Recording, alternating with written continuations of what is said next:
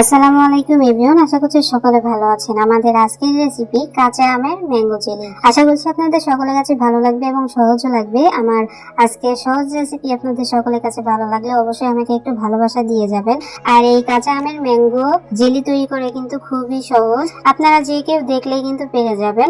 আর আপনারা এই জেলিটা রুটি, সাদা রুটি, তারপরে বন রুটি, যে কোনো রুটির সঙ্গে কিন্তু খেতে পারবেন এবং বাচ্চাদের টিফিনে কিন্তু দিতে পারবেন। আশা করছি আপনাদের সকলের কাছে ভালো লাগবে। তো চলুন কথা না বাড়িয়ে আমি কিভাবে কাঁচা আমের ম্যাঙ্গো জেলি তৈরি করব সেটা দেখে আসি। তো কাঁচা আমের জেলি তৈরি করার জন্য আমি এখানে এই যে মেজারমেন্ট কাপ দিয়ে নেবে আমি 5 কাপ পানি নিয়ে নিয়েছি একটা পাত্রে। আর পানিটা আমি প্রথমে গরম করে নিব, মানে একটু বলক তুলে নিব।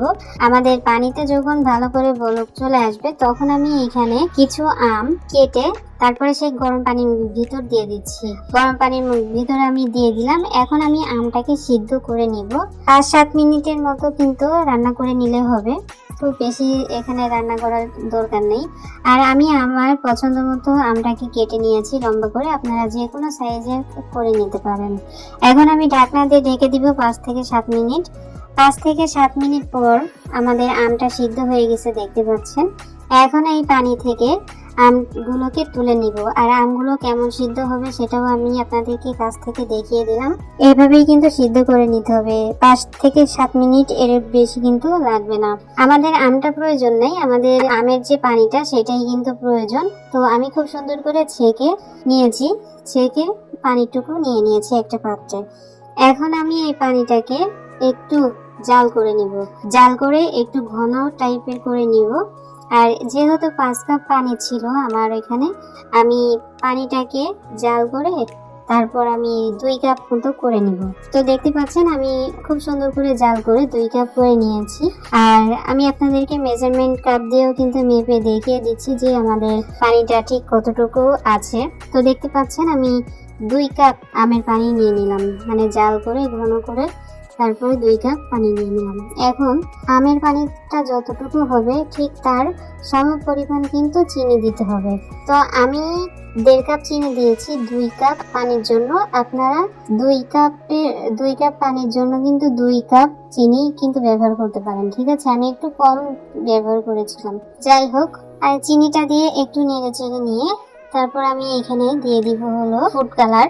আমি এখানে গ্রিন ফুড কালার ব্যবহার করছি, যাতে কাঁচা আমের যে একটা কাঁচা কাঁচা রং সেটা যাতে দেখা যায়, তার জন্য আমি এখানে গ্রিন ফুড কালার ব্যবহার করেছি। তবে এটা সম্পূর্ণটাই অপশনাল, আপনারা চাইলে দিবেন, না চাইলে কোনো প্রয়োজন নাই। তো দেখতে পাচ্ছেন আমি ফুড কালার দিয়ে আমি আবারও খুব সুন্দর করে নেড়ে চেড়ে ঘন করে নিচ্ছি। আর অবশ্যই যখন ঘন টাইপের হয়ে যাবে অবশ্যই একটু চামচে করে একটু চেক করে নেবেন আপনাদের জেলিটা তৈরি করার জন্য পারফেক্ট ভাবে এই আমের পানিটা রান্না করা হয়েছে কিনা সেটা অবশ্যই চেক করে নেবেন। এই যে চামচে তুলে নিয়ে আঙ্গুল দিয়ে একটু টান দিলে দেখা যাবে যে এপাশ ওপাশ থেকে লেগে যাচ্ছে না, তখনই কিন্তু বুঝতে হবে যে আমাদের জেলি তৈরি করার জন্য পারফেক্ট ভাবে আমের পানিটাকে রান্না করা হয়ে গেছে, দেখতে পাচ্ছেন। তো এই তো হয়ে গেল আমাদের আমের পানিটা রান্না করা। একটু ভালো করে চেক করে নেবেন, ঠিক আছে। আর ঠান্ডা হয়ে গেলে তো আরো অনেক বেশি জমাট বাঁধবে। আমাদের আমের পানিটা যখন রান্না করা হয়ে যাবে তখন অবশ্যই কাচের বয়াম নিতে হবে। কাচের বয়ামে তারপরে আপনাদেরকে এই কাজটা করে নিতে হবে। একদম ডাইরেক্ট কাচের বয়ামের মধ্যে কিন্তু আমি ঢেলে নিলাম, আপনারা কিন্তু দেখতে পাচ্ছেন। আপনারাও কিন্তু এরকম কাচের বয়ামে ঢেলে নেবেন। আর অবশ্যই কিন্তু কাচের বয়ামই ব্যবহার করতে হবে। তবে আপনারা চাইলে স্টিলের বাটির ভিতরেও কিন্তু জেলিটাকে সেট করে নিতে পারেন। তো আমার আমের জেলিটা যখন ঢালা হয়ে গেছে তখন একদম ঠান্ডা করে তারপর নর্মাল ফ্রিজে 2-3 ঘন্টা রেখে দিলেও কিন্তু হবে, আমাদের আমের জেলিটা একদম সেট হয়ে যাবে। তো নর্মাল ফ্রিজে আমি রেখেছিলাম প্রায় 2 ঘন্টা মতো আমি রেখেছিলাম। তারপরে আমি আপনাদেরকে একটু পরিবেশন করে দেখিয়ে দিচ্ছি যে আমাদের ম্যাঙ্গো জেলিটা কেমন হয়েছে। দেখতে পাচ্ছেন হাতে কিন্তু লেগে যাচ্ছে না, আমি আপনাদেরকে চেক করে দেখিয়ে দিলাম। আর একটা রুটির উপরে আমি নিয়ে দেখিয়ে দিচ্ছি যে আমাদের জেলিটা কতটা সুন্দর হয়েছে, কেমন হয়েছে। আর উপর দিয়ে দেখা যাচ্ছে যে অনেক ফেনা ফেনা, তো উপরে হলো অনেক ফেনা জমেছিল, তো এই জন্য আর কি দেখা যাচ্ছে।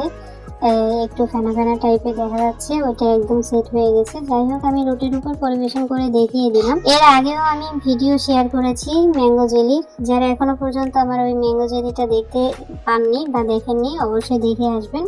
অবশ্যই আমার চ্যানেলে নিত্য নতুন রেসিপি ভিডিও পেতে অবশ্যই আমার চ্যানেলে চোখ রাখবেন, ঠিক আছে? আর আপনারা যদি এরকম ম্যাঙ্গো জেলি তৈরি করেন তাহলে বাচ্চারা কিন্তু খুবই পছন্দ করবে। যে কোনো রুটির সঙ্গে পরিবেশন করতে পারবেন, বাচ্চাদের স্কুল টিফিনেও কিন্তু দিতে পারবেন, বাচ্চারা খুবই পছন্দ করবে। আর এভাবে তৈরি করলে সারা বছর কিন্তু সংরক্ষণ করে রেখে দিতে পারবেন। তো ফাইনালি আমাদের আজকের রেসিপি ছিল এতটুকুই। সবাই অনেক ভালো থাকবেন, সুস্থ থাকবেন। আমাদের পরবর্তী ভিডিও দেখার আমন্ত্রণ জানিয়ে আজ এখানেই বিদায় নিচ্ছি। আল্লাহ হাফিজ।